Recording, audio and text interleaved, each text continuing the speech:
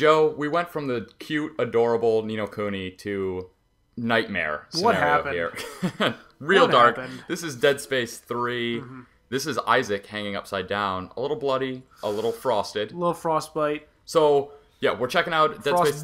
Frostbitten. I think that's... For the new episode of Watch Us Play. I'm Eric Norris alongside Joe Davidson here.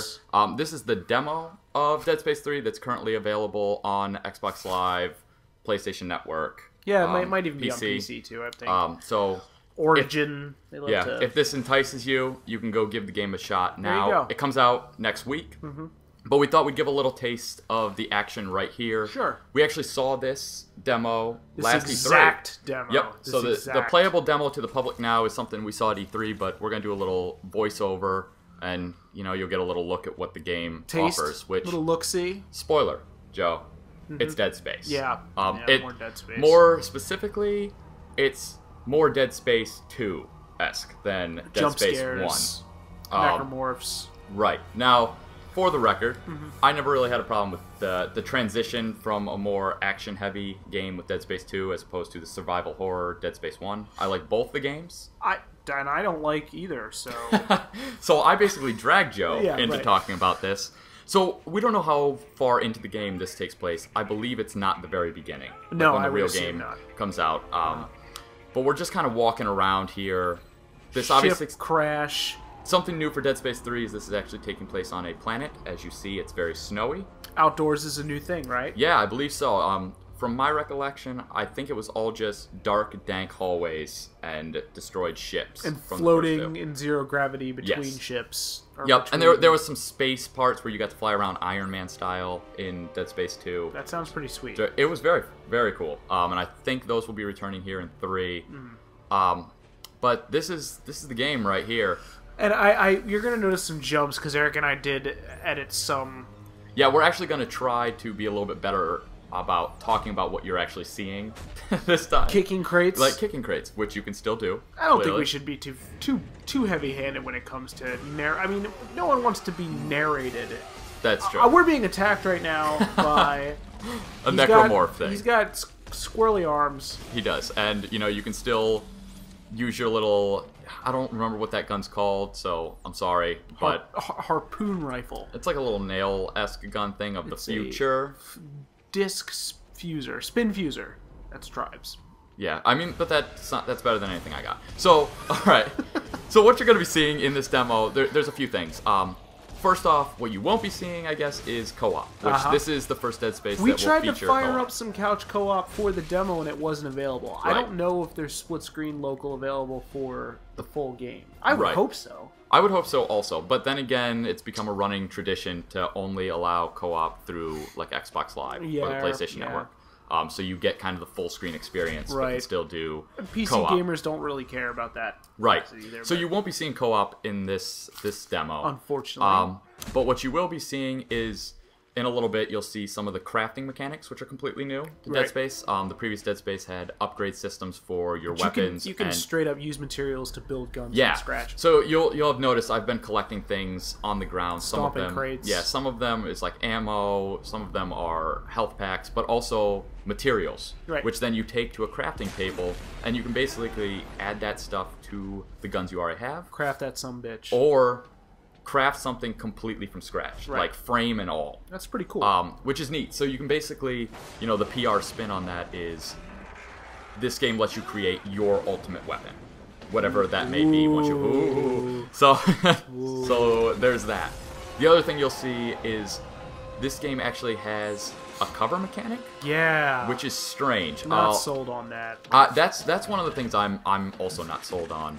Basically, there's troops and villains that have been possessed by necromorphs, but, they carried guns beforehand, and then the necromorphs can fire the guns, even though they just kind of blindly shoot. This, and I mentioned this to Eric during the opening, if you guys aren't up on the past of Dead Space, with the original Dead Space, it was developed by Visceral Games. Right. That, basically a big portion of that staff was fired off.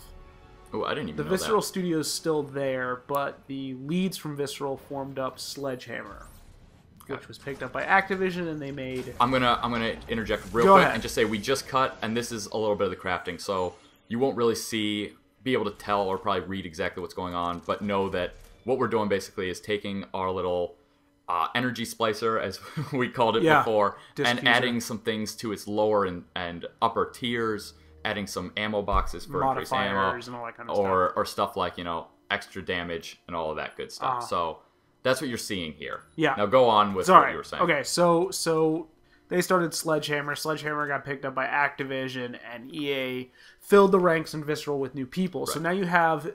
That's why Dead Space 2 was partially so different than Dead Space 1, because most of the staff had changed.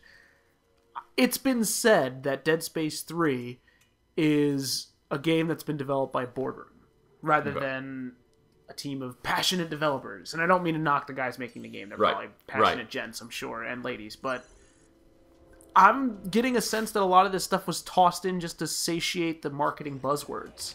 Maybe co-op being this one. I mean... The one thing I will say that maybe flies in the face of that is we're not seeing competitive multiplayer return for this game. Yeah. Which was a big pitch point for Dead Space 2. And it didn't work, did it?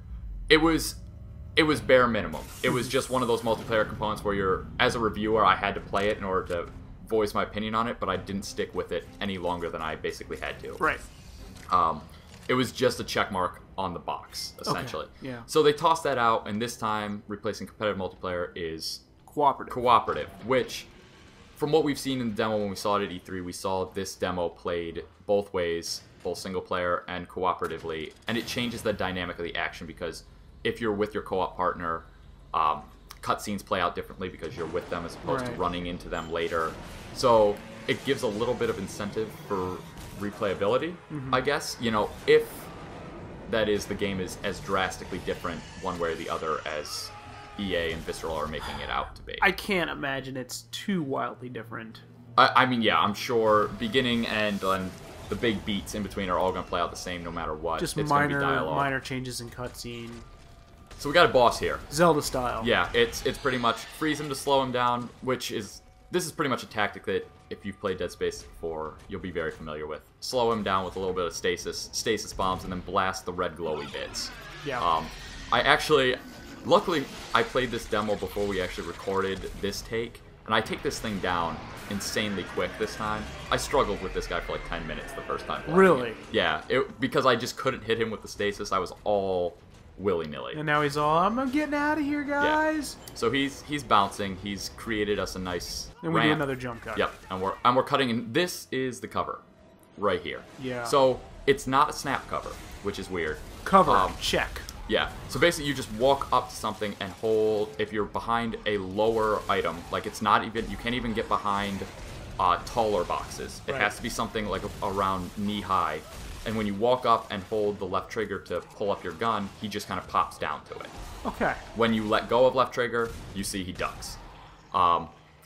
It works fine for the enemies that are shooting guns back at you. It's kind of a pain in the ass to deal with when you're dealing with necromorphs, which are so fast. Right. As you can just see right there, they get around that stuff pretty quickly. Yeah. I don't know if there's any moments in the game where you're going to be overwhelmed so much that that's going to, lead to your death. Probably will. I mean, I would assume there will be. Yeah. But So I know we're coming up on the end here. Yeah. So we take these guys down, shooting off them limbs, classic Dead Space style, and then the end is coming up once we enter that building, and you see like this little new enemy type, I believe. Baby head Spider-Man? Yeah, baby head Spider-Man that manipulates corpses. Sure. Because Lovely. it's Dead Space. Exactly. So this has been Watch Us Play. We hope you enjoyed. Hit up CraveOnline for more gaming coverage, and we'll catch you guys next week. Yes, we'll be here. Enjoy the babies. The babies!